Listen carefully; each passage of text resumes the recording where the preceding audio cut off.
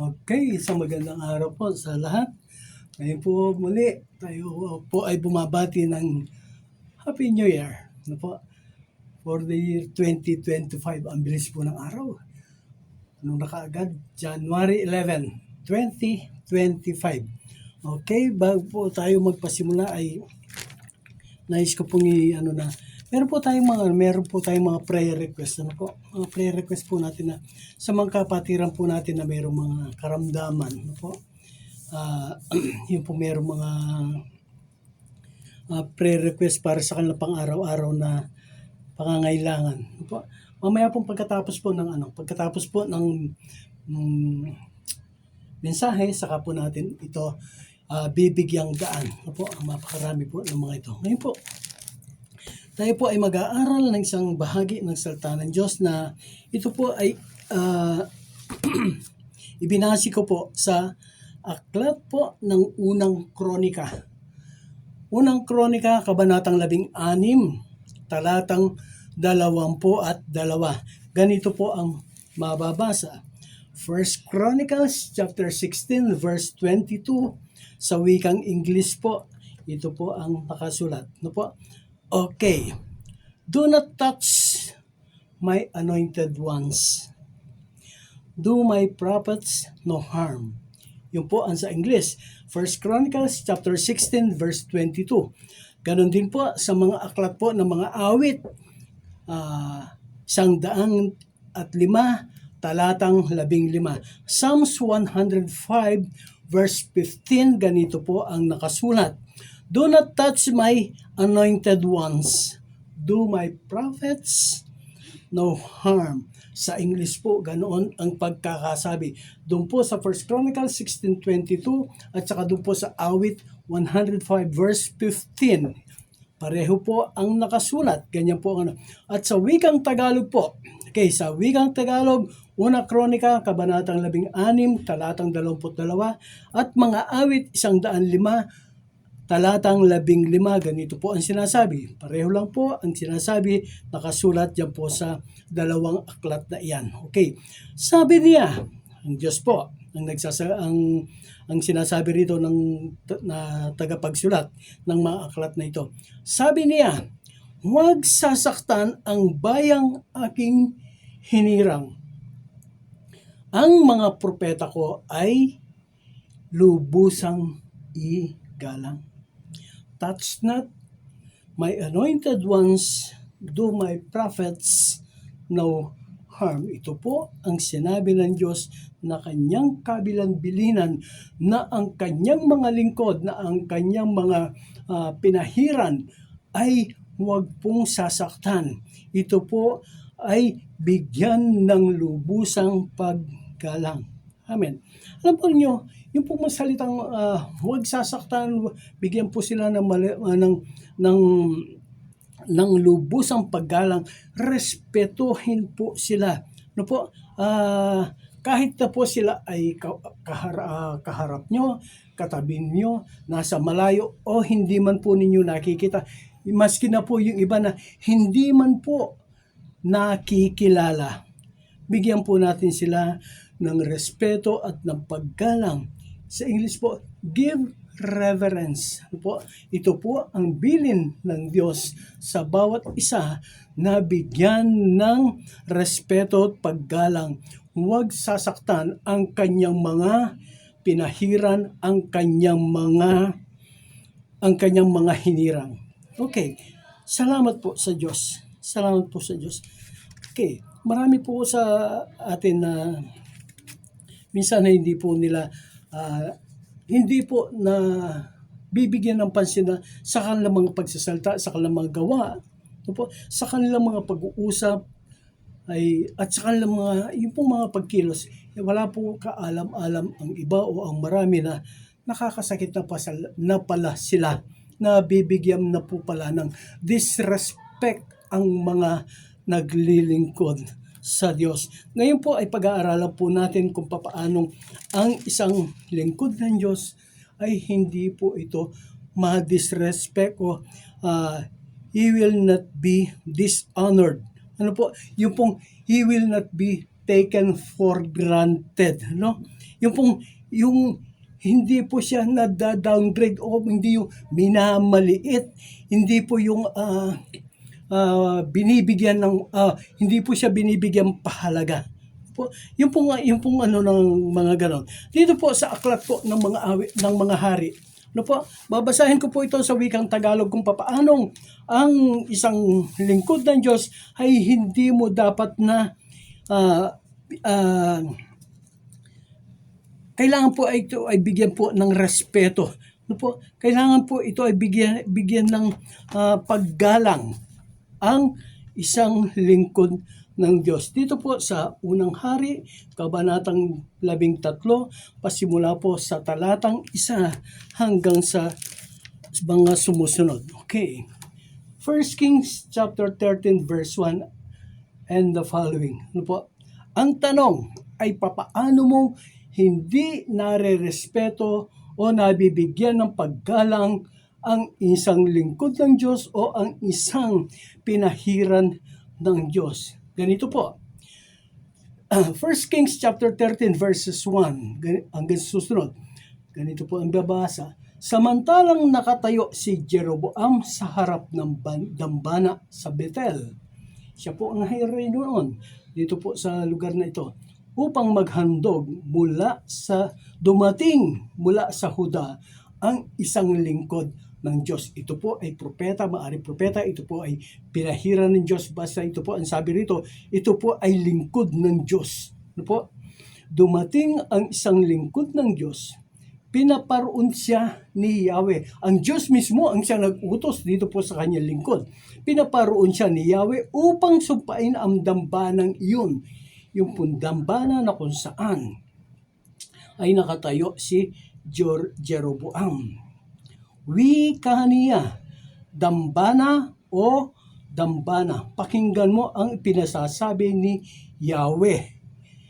Ito pong ano na ito, yung pong dambana o yung altar o yung yung place of worship po ni Jeroboam ay siyang kinakausap mismo ng lingkod ng Diyos. Ang sabi niya, dambana o dambana, pakinggan mo ang pinasasabi ni Yahweh. Walang buhay po itong dambana na ito sapagkat ito po ang maaring yari sa kahoy, sa bakal o sa mga semento. Ngayon, pakinggan mo ang pinasasabi ni Yahweh. Sisilang sa angkan ni David ang isang lalaki na pangangalan Hosias. Papatay niya rito ang mga saserdote ng sambahan sa burol na naghahandog ng mga hain sa ibabaw mo. Pasusunugan kanya ng mga buto ng tao. Ito ang tanda na si Yahweh ang nagpapasabi nito. Magkakadurog-durog ang dambanang ito at sasambulat ang mga abo na nasa ibabaw ng dambana. Verse 4. Nang marinig ni Haring Jeroboam ang sumpang iyon laban sa dambana ng Bethel, itinuro niya ang lingkod ng Diyos at pasigaw na iniutos dakpin ang taong iyan. Ngunit biglang nanigas ang kanyang kamay na itinuro sa lingkod ng Diyos, ano pat hindi niya ito maikilos. Ang tanong po natin na dapat po nating sagutin ay yung ano ang ginagawa o maaring gawin ng isang tao upang hindi bigyan ng lubusang paggalang ang lingkod ng Diyos. Nakita po natin dito, ito pong si Jeroboam ay isa pong hari doon sa Bethel. Ano po? Siya po ay makapangyarihan, lahat ay kanyang niyang gawin, lahat kanyang niyang ipag-utos. Ano po? Pero, dito po sa pagkakataong ito, ano po? Sapagkat itong si Jeroboam ay dinuro-duro niya ang isang lingkod ng Diyos na nagsabi sa kanya, na nagpahayag sa kanya ng kalooban ng Diyos na ang dambana na kanyang pinaghahandugan ng mga sinunog na handog ay magkakadurog-durog at ang mga abo nito ay sasambulat. Ano po? Yun po ang sinabi niya. Subalit itong si Jeroboam ay idinuro-duro niya itong lingkod ng Diyos at sinabi, hulihin, dakpin ang taong iyan. Po, na ang kanyang kamay ay nakaturo sa lingkod ng Diyos. At sa ganong pagkakataong yung oras din na yun, siya ay pinarusahan ng Diyos. Hindi niya maikilos, hindi niya maigalaw ang kanyang kamay. Kaibigan ko, mga kapatid ko, pag ang isang lingkod ng Diyos, ito ay iyong dinuro-duro. Ito ay iyong hindi pinahalagahan. Ito ay yung kanyang mga sinasabi ay hindi mo binigyang pansin. Bagkus, ikaw ay lumampas doon sa iyong mga ginagawa na imbis na magpasalamat po tayo doon sa lingkod ng Diyos na nagpapahayag ng kalooban ng Diyos, sapagkat ang sinasabi ng isang lingkod ng Diyos, ito ay mga nagsalita, mga kataga, mga bilin na nanggagaling mismo sa Diyos. Kung totoong lingkod ng Diyos ang nagsasalita. Kaibigan ko, kaunting paggalang, kaunting pagrespeto, huwag po nating duduruin. Ano po? Sasabihin na, maaaring sabihin na, bakit sino ka ba? Bakit sino ka ba na magsasalita sa akin ng ganyan? Alam po ninyo, yung mga naglilingkod, mga lingkod sa harap ng Diyos, sila po ay nagmamalasakit, sila po ay nagmamahal sa bawat isa. Ang nais po ng mga yan, ang nais po namin ay mapabuti, mailagay sa maayos na kalalagayan ang ating mga sitwasyon, ang ating mga buhay sa harap mismo ng Diyos. Kaya po maski na masakit ang mga salita, mga kataga na nagagamit, ito po ay kailangang maipahayag upang mapaalala, upang masabi, upang maipaabot ang mga kalooban ng Diyos. Totoo, masakit ang katotohanan. Masakit ang katotohanan eh. Yung bang sasabihin na alam mong mali pero sasabihin pa sa iyo na mali ang ginagawa, masasaktan ka doon. Pero ito, pagtutuwid ng isang lingkod ng Diyos, ang ginagawa po namin ng pagpapahayag ng salita ng Diyos, ito po ay nakakasakit ng damdamin. Alam po namin iyan. Unang-una po na nasasaktan ang damdamin ay kami po mismo na nagpapahayag ng salita ng Diyos. Although alam po namin, ang po sinasabi na, you cannot please everybody. Maski na po maganda, maayos, nasa malumanay na pagsasalita ang iyong ipinapahayag. Marami at meron pa rin magsasalita laban sa iyo. Pero okay lang po yan. Hindi po namin yan binibigyan pansin.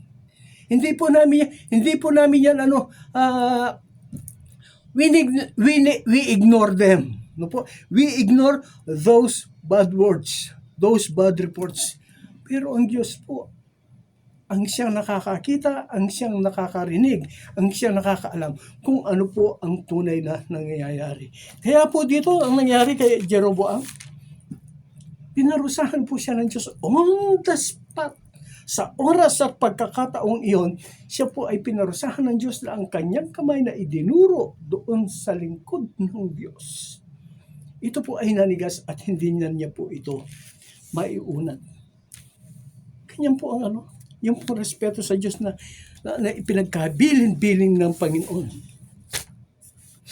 para sa kanyang mga lingkod. Do not downgrade us po. Yes. Ito po ang profesyon namin, ito po ang aming tungkulin, ito po ang aming pananagutan sa Diyos. Ano po?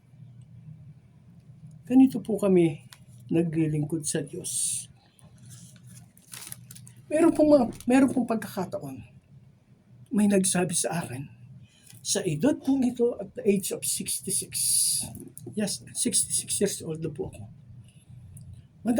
Madalas po na yes, marami pong mga pagkakataon na ako po ay may sakit, may karamdaman na maski na po may sakit, may karamdaman, ako po ay nakatayo dito.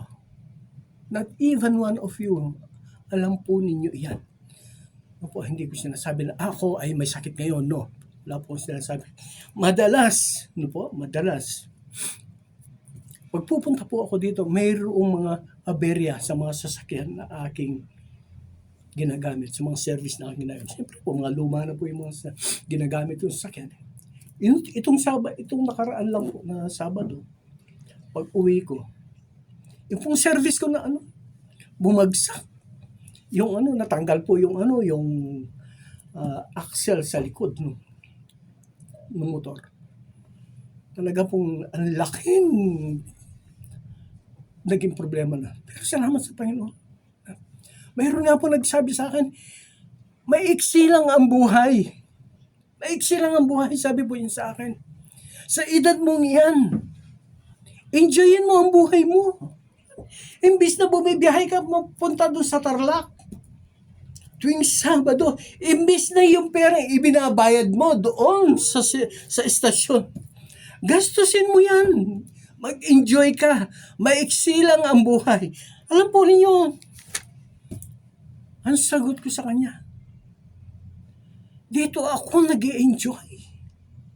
Dito ako nag-i-enjoy. I enjoyed serving God. I enjoyed preaching the Word of God. I enjoy sharing the Word of God. Dito ako masaya. Yes.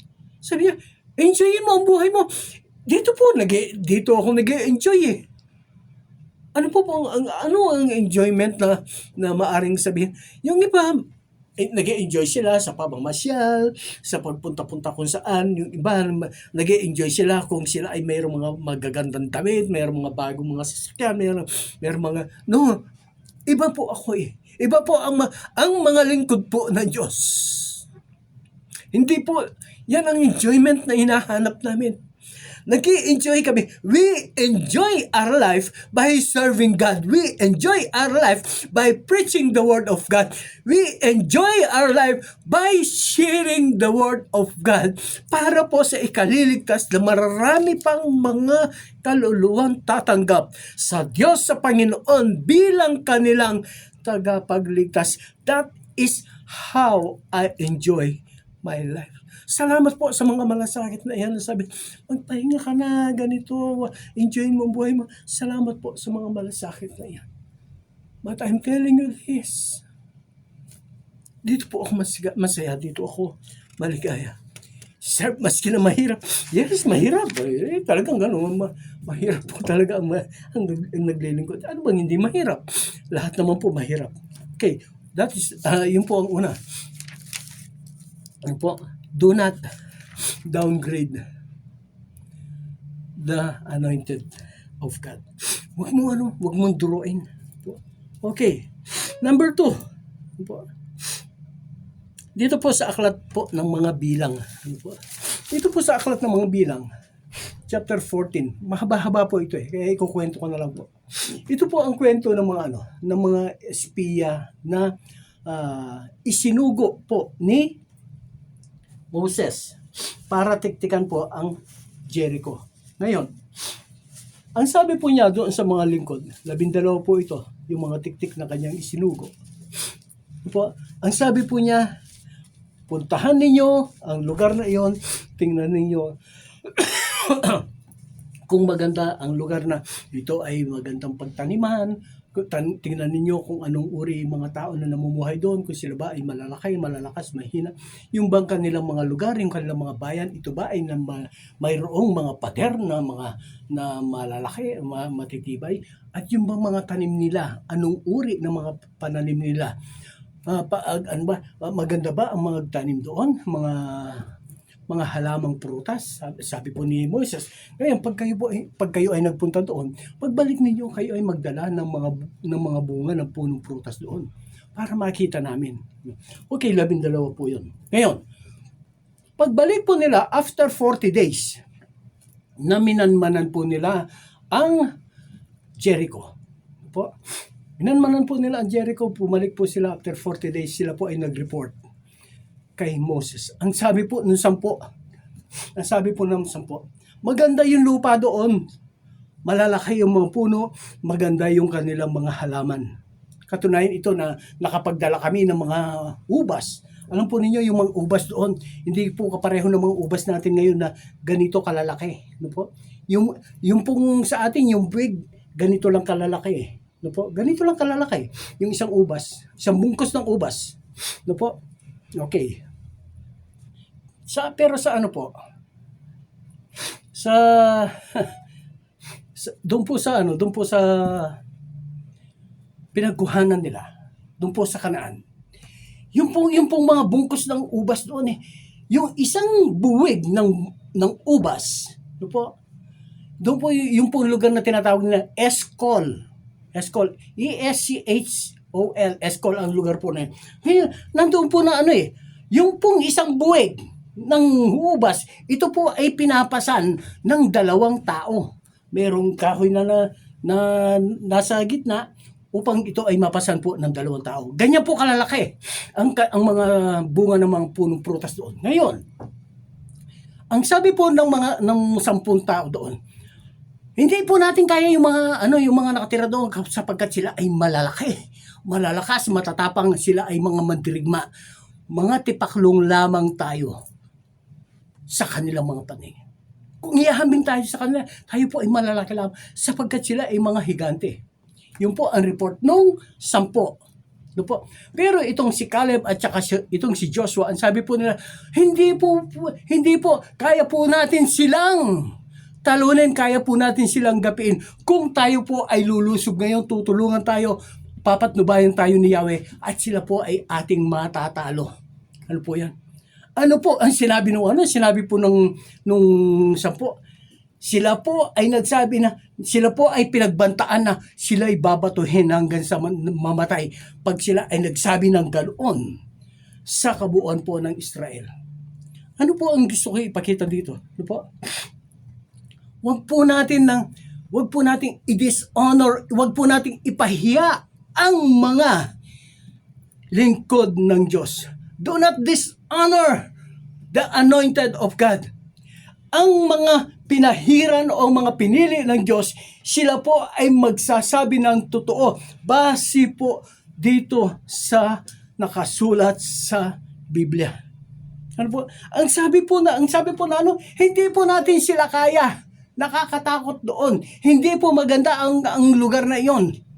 Paano hindi maganda yung lugar na yun? Hindi maganda hindi nila kaya, hindi sila makakapasok doon. Nakarating nga po sila doon sa lugar na iyon. At sila ay nag-stay doon ng 40 days. At sa kanilang paglabas, sila ay nagdala ng maraming mga bunga ng punong kahoy. Tapos po sasabihin nila, hindi maganda ang lugar na yun. Hindi natin sila kayang pasukin. Nakapasok nga po sila. So, itong na ito, ipinalalabas po nila na sinungaling po itong si Caleb at saka itong si Joshua. Huwag po natin gagawin yung ganoon na ipinapalabas natin, ipinakikita po natin na ang lingkod ng Diyos ay isang sinungaling, hindi totoo ang kanyang mga sinasabi. Kung mayroon naman pong mga pruweba na ang kanyang mga sinasabi ay nandiyan totoo. No po? There is a proof. Ano po yung pruweba ni Joshua at saka ni Caleb? Yung pong mga prutas, na kanilang dala-dala. Paano po ang mga pruweba ni Joshua at saka ni Caleb na kaya nilang pasukin ang lugar ng Kanaan? Sila po ay nakapasok doon at muli po silang nakalabas. Kaya nilang pasukin. Ano po ang sabi niya na kaya po natin silang talunin kung tutulungan tayo ng Diyos. Kung lulusubin natin sila ngayon. Yes, of course. Ang Diyos po, hindi niya po tayo iiwanan, hindi niya po tayo pababayaan. Kaya lang po, marami po sa atin namang Kristiyano pagdating doon sa mga gawain na punta tayo doon sa ministry, punta tayo doon sa lugar na yon, doon sa tinatawag na yung mga squatters area. Ang iba natatakot. Ay, nakakatakot naman po doon. Mga squatters area, yung mga tao doon, ganito ang ugali. Yung mga tao doon ay ganito po ang mga ginagawa nila. Yung mga tao doon, ganito po ang kanilang mga buhay. Kaibigan ko, sinasabi ko sa iyo, Kung ganyan po ang iyong pananaw sa iyong paglilingkod sa Diyos, hindi ka makakapaglingkod sa Diyos. Yes, hindi ka makakapaglingkod sa Diyos na mayroon kang takot. Samantalang ang sinasabi ng Diyos ay, do not fear, huwag kang matakot. Tutulungan kita, papatnubayan kita, gagabayan kita ng aking kamay na sa aking kanang kamay ng katwiran. Nandiyan ang Diyos, hindi tayo pababayaan. Katulad po ng ating napag-aralan last week po, God is always there. Laging naghihintay ang Diyos sa bawat isa sa atin. Nandoon siya lagi. Doon sa lugar na ating pupuntahan, doon sa lugar na mayroong mga problema at mga suliranin, ang Diyos ang siyang ating makakasama, ang Diyos ang siyang ating makakatulong, ang Diyos ang siyang ating kakampi. Huwag tayong matakot. Do not dishonor the anointed of God. Huwag po natin sasabihin na hindi natin kaya. Tapos po dito pa nga pinagbabantaan pa nga po sila na sila po ay babatuhin. Ano po? Sila po ay babatuhin kung sila ay magre-report ng tama. Ano po ang naging consequence doon sa 10? Ano po ang sabi ng Diyos sa kanila? Lahat kayo ng mga Israelita, 20 taon pataas. Ano po? Lahat sila ay mamamatay doon po sa ilang. Lahat ay mamamatay doon sa disyerto. Hindi sila makakapasok doon sa bayang pangako, doon sa promised land, doon sa Kanaan. Ang tanging makakapasok lang ay si Joshua at itong si Caleb. At yung mga ipinanganak doon po sa ilang. Sabihin ko po sa inyo, kaibigan ko mga kapatid, ito po mahirap eh. Ito po yung nakakatakot. Matagal na panahon na tayong naglilingkod sa Diyos. Pagdating doon po sa dulo, hindi po tayo makakapasok sa ipinangako bayan ng Diyos. Hindi tayo makakapasok sa langit. Ito po, ang linaw. Ang Diyos mismo ang nagsabi, ang sabi niya, hindi kayo makakapasok sa bayang pangako. Maski na ilang taon na po tayo naglilingkod sa Diyos, kung tayo po ay hindi magbibigay ng paggalang, if we dishonor, kung hindi po, kung sasalungatin po natin ang mga tamang report ng mga lingkod ng Diyos, the consequence is, hindi po tayo makakapasok sa lupang pangako. Ang sabi nga po dito,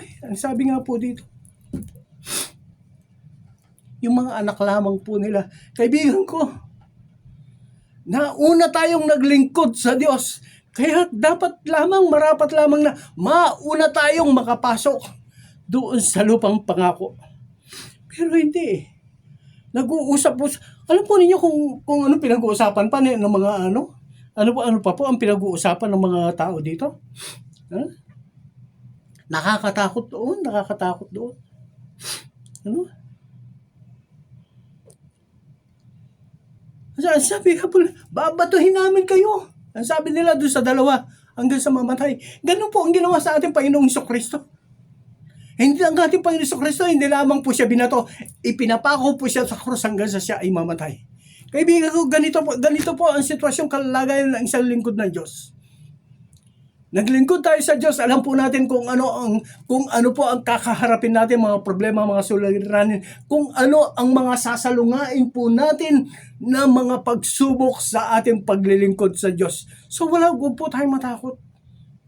Sapagkat ang Diyos mismo, ang Panginoong Jesucristo mismo, siya po ay nilait, siya po ay pinagbantaang batuhin. Hindi nga siya binato, pero siya naman ay pinako sa cross. Huwag po tayong matakot. Ang maging focus po natin ay yung lupang pangako. Kaunting panahon na lang, kapatid ko, kaibigan ko. 3 tulog na lang. Kaunting panahon na lang, kaunting oras na lang. Promise land, the promise of everlasting life ay nandiyan na. Huwag po nating sayangin yung napakaraming panahon na tayo po ay naghirap, din tayo po ay naglingkod sa ating Panginoon. Pero sa bandang huli, hindi rin pala tayo liligtas, hindi rin pala tayo makakapasok doon sa lupang pangako. Ang sabi nga po ano, yun lang pong ano, yun lang pong pinag-uusapan po ninyo, yung lingkod ng Diyos na ang ganda po sa harapan, ang ganda sa harapan, pero pag talikod, yun pong tinatawag na backbiting, kinakagat mo, ginangat-mat mo yung kanyang likuran. Wala kang matatanggap na reward sa mga ganon. Mga parusa, pahirap ng Diyos ang iyong madadama, ang iyong mararanasan. Kaibigan ko, stop dishonoring the anointed of God. Po, number 3. yung dito po sa aklat po ng mga bilang, kabanatang 12, talatang 1 hanggang talatang 10. Ito po yung ano pa? Itong si Miriam mismo, ito po ay kapatid ni Moses. At itong si Aaron ay kapatid din po ni Moses. Pareho po niyang kapatid ito. Ano po? Pero itong dalawang ito ay nainggit kay Moses. Sapagkat si Moses, siya po ang pinili ng Diyos, siya po ang pinahiran ng Diyos, na siya lamang po ang kakausap sa kanya ng mukhaan ng harapan. Itong si Miriam at saka itong si Aaron, ang sabi po nila, bakit siya lamang ba ang may karapatan? Siya lamang ba ang pinapakinggan ng Diyos? Tama po sila. Lahat po ng Kristiyano, lahat po ng mga mananampalataya ay pinapakinggan ng Diyos. Pero iba po ang sitwasyon ni Moses. Si Moses po ang pinagkatiwalaan ng Diyos sa lahat ng mga tungkulin, ng mga gawain patungkol po sa ikauunlad sa spiritual na buhay ng isang mananampalataya. Ganun po ang kalalagayan ng isang pinili at pinahiran ng Diyos. The one that is being anointed by God. That's not the anointed of God. Wag mo silang yung pong sitwasyon ni Miriam at saka ni Aaron, jealousy. Nagsiselos po sila. Nangingimbulo po sila kasi si Moses ang kinakausap ng Diyos. Hindi sila kinakausap ng Diyos. Yung self-exaltation, itinataas po nila ang kanilang sarili. Ang sabi nila, bakit kami din naman? Kami din naman. Alam po ninyo, kaibigan ko, kapatid, dahil sa ginawang ito ni Moses, ni Aaron at saka ni Miriam, ang sabi ng Diyos sa kanila, pinatawag niya si Moses, si Miriam at saka si Aaron. Ang sabi po niya, sa lahat ng mga lingkod ko, nagsasabi ako sa kanila, nagsasalta ako sa kanila. Pero iba ang sitwasyon ni Moses, sapagkat si Moses ay kinakausap ko siya ng harapan. Nakita niya ang aking mukha, nakita niya ang aking forma. Nakita po ni Moses ang lahat-lahat sa Diyos. Ngayon, kung kayo ay magsasalita laban sa Kanya, kayo ay magdaranas ng mga parusa. Pagkaalis ng Diyos sa harapan nila, sa pamamagitan ng isang ulap, ano po ang nangyari kay Miriam? Si Miriam po ay tinubuan ng ketong. Nagkaketong po itong si Miriam. Kaibigan ko, pag ikaw ay nagsasalita ng laban sa lingkod ng Diyos, pansinin mo ang buhay mo. Pansinin mo ang buhay mo. Hindi mawawala ang sakit at ang karamdaman na taglay-taglay mo sa katawan mo. Kahit na yan ay simpleng lagnat, kahit na yan ay simpleng sipon, kahit na yan ay simpleng trangkaso, mananatili sa katawan mo ang karamdamang iyan. Mas mahirap pa kung ang sakit mo ay nasa loob. Ikaw ay mayroong sakit sa puso, mayroong sakit sa bato, mayroong sakit sa dugo. I'm telling you this, my friend. Once you dishonor the anointed of God, yan na ang paruso ng Diyos sa iyo. Yung jealousy, yung self-exaltation. Sabi niya, hindi, mas marunong ako sa Kanya eh. Hindi, mas matangkad ako sa Kanya. Hindi, mas magaling ako sa Kanya. Kaya dapat ako. Self-exaltation. Ano po? Hindi, dapat akong pinili. Kasi, mas karapat dapat ako sa ganoong lugar eh. Kaibigan ko, huwag po wag po natin itataas yung ating mga sarili. Lalong-lalo na kung iahambing mo ang sarili mo doon sa lingkod ng Diyos. That's not the anointed of God. Wag mong gagalawin, wag mong sasalingin, wag mong pagsasalitaan ang lingkod ng Diyos. Huwag kang magsiselos, huwag kang magdaramdam sa Kanya. Ang Kanyang mga ginagawa, ang Kanyang mga kinikilos, ang Kanyang mga sinasabi ay sa Diyos lang nanggagaling. Base yan sa mga ipinapadama ng Diyos sa Kanya. Ang Kanyang mga ginagawa. Yung pong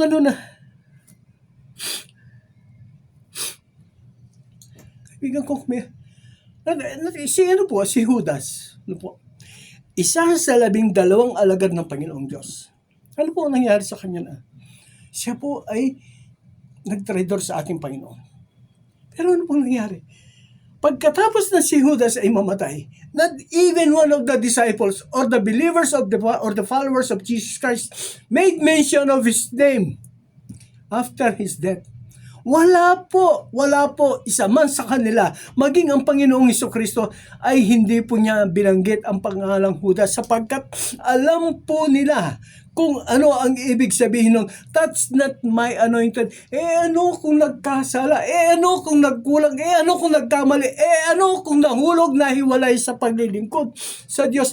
Still, he was once anointed by God. Kaya lang po ninyo mga kaibigan ko, mga kapatid, maski na po yung mga kapatid natin, mga pastor, mga dating mananampalataya, na sila po ay nahiwalay sa paglilingkod sa ating Panginoon, huwag po natin pag-uusapan yung buhay nila. The best thing that we can do for them is pray for them na sila po ay muling makabalik sa paglilingkod sa Diyos. Na sila po ay muling sumigla, na sila po ay muling lumapit sa ating Panginoon. That is the best thing that we can do for them. Huwag po natin silang biruin. Huwag po natin silang i-downgrade. Huwag po natin silang ibagsak. Huwag po natin silang yurakan.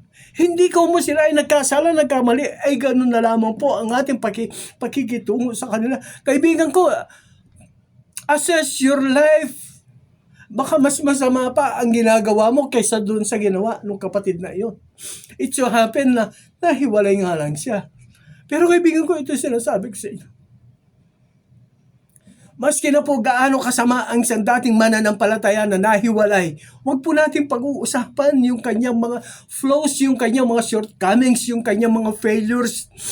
The only best thing, limiting ko po, the best thing that we can do for this man, for this brother, for this sister, for all the brethren that were supposed to be with us in serving the Lord is pray for them. That's not the anointed of God. Maging basihan po natin ang buhay po ni Judas, maging basihan po natin ang mga ginawa ng mga apostol, ng mga unang mananampalataya. They never made mention of Judas after his death. They respected him. They honored him. Who knows? Hindi po natin alam kung ano mangyayari kay Judas. Only God knows. Pero tayo po, alam po natin kung ano mangyayari sa atin. Tayo po ba ay maliligtas? Tayo po ba ay mapupunta sa langit o mapupunta din naman sa kapahamakan? Ito po ay dahil lamang sa pagsasalita natin ng masama doon sa mga lingkod ng Diyos. Kaibigan ko, pagkisamahan po natin ang mga lingkod ng Diyos. Yes, minsan hindi maganda ang pag-uugali ng mga ito. Yes, still. Pagkisamahan po natin sila. Ulitin ko lang po, the best thing that we can do for them is to pray for them. Okay. Salamat po. Salamat po sa Diyos. Alam po ninyo, tayo din naman nagkakasala, nagkakamali, nagkukulang. Madalas nabibigyan natin ng sama ng loob ang Diyos. Madalas nabibigyan natin ng hinanakit ang Diyos. Hindi tayo nagiging nakakatuwa sa harapan ng Diyos. Tayo po ay nakakagawa ng mga nakakahiyang mga bagay sa harapan ng Diyos. Subalit, up to now, until now, ay pinagtitiyagaan po tayo ng Diyos.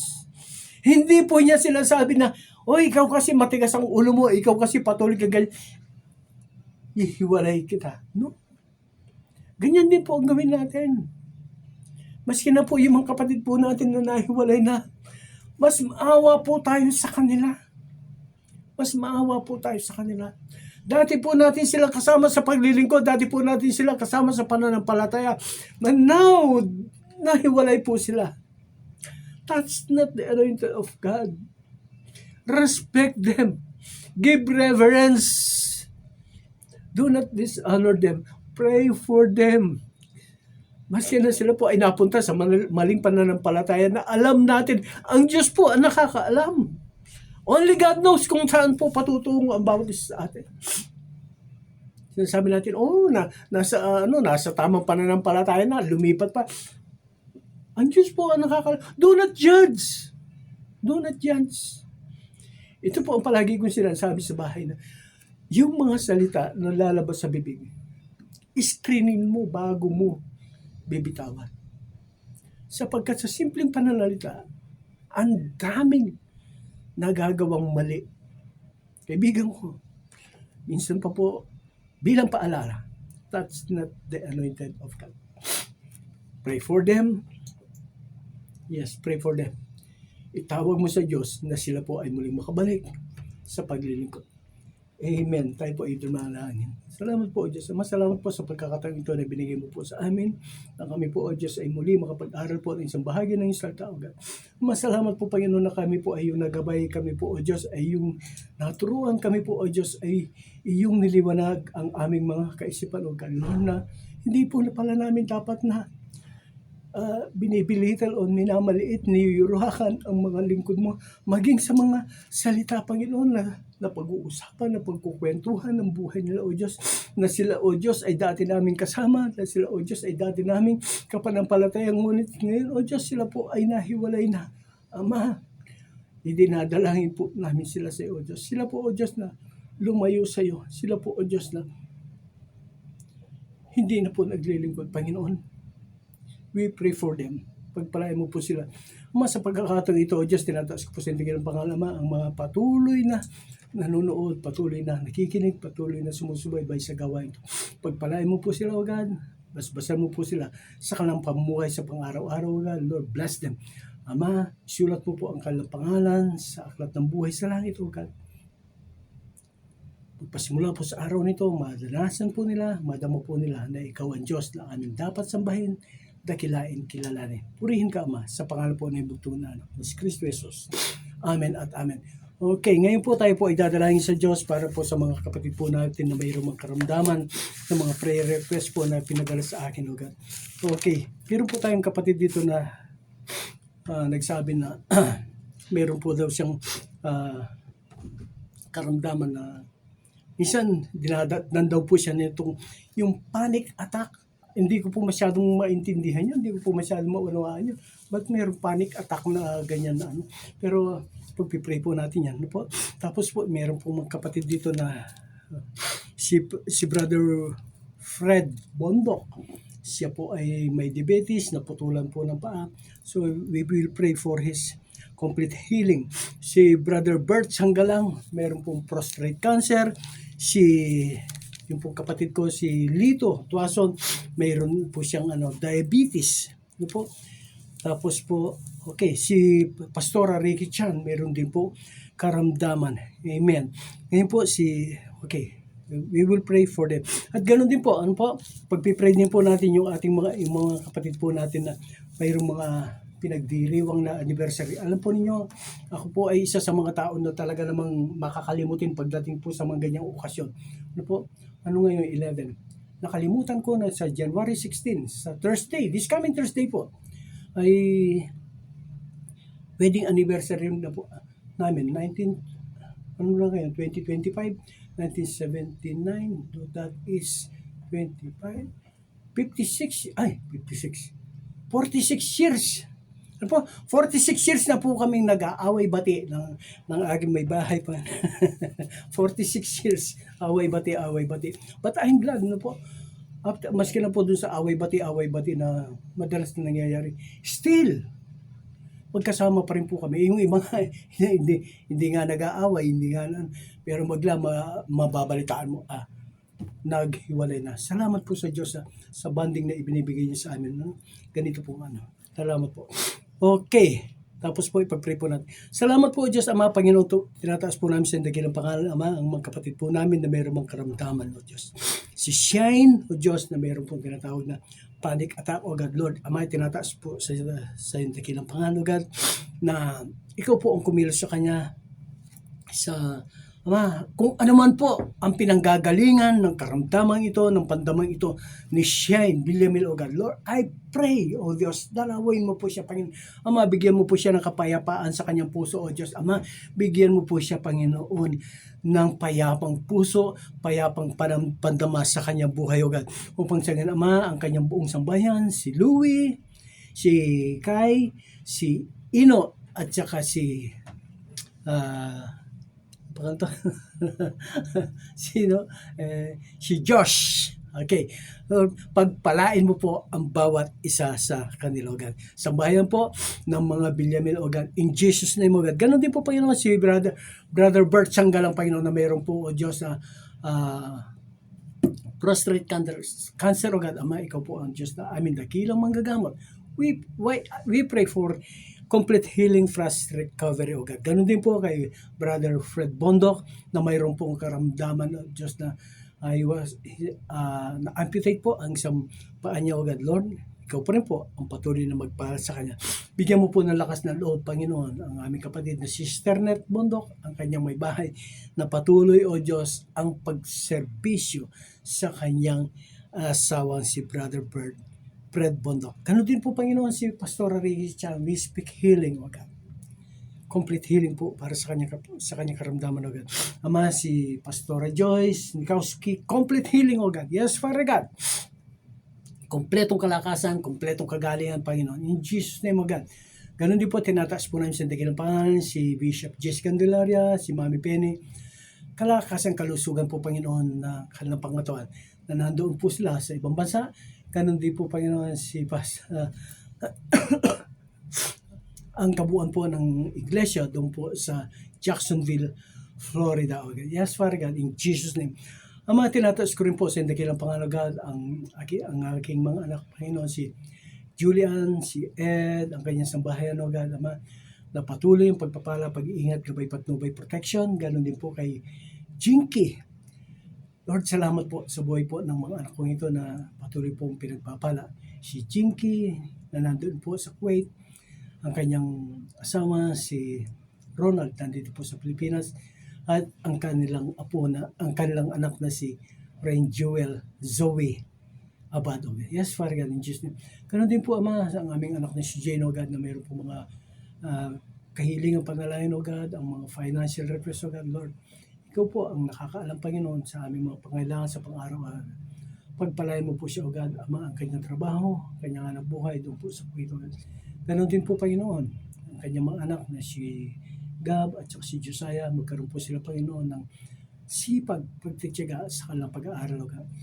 Maparangalan ka sa buhay po ng mga ito, O God. Sa kabuuan po ng aking sambahan, O God, ikaw po ang aming tinataas, ikaw po, O Diyos, ang aming pinupuri, pinaparangalan.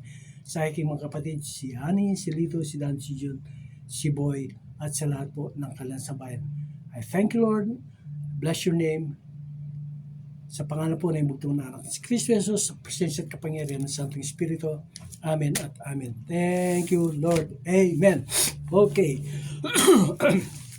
Okay. We still have 11 minutes. Ang oras po natin ay alas 5:49. 5:49 in the afternoon of January 11, 2025, Saturday. Okay. Gusto ko lang po muling ipaalala na mayroon po tayong mga gawain dito po sa Tarlac. Ano po? Dito po sa may Cantarilla, District 4 Cantarilla, dito po sa may San Manuel, barangay lang po ito. Barangay San Manuel, dito po sa may papuntang Lapas. Doon po sa may likod po iyan ng police station. Cantarilla, District 4, CEMI San Manuel. Sa pangunguna po iyan ni Pastor August Ronquillo. Ganon din po dito sa barangay, dito po sa may Hirona, Tarlac.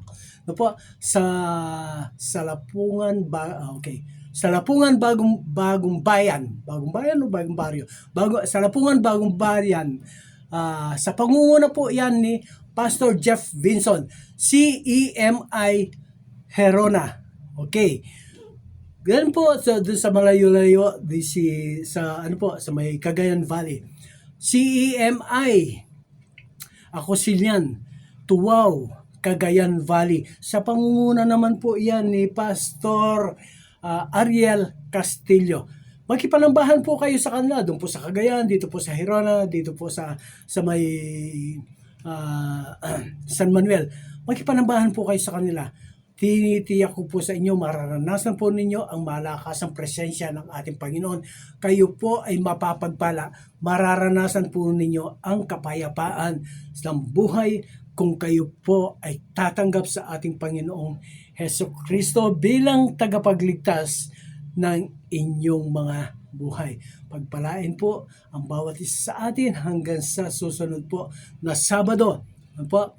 Now our time is 5:52.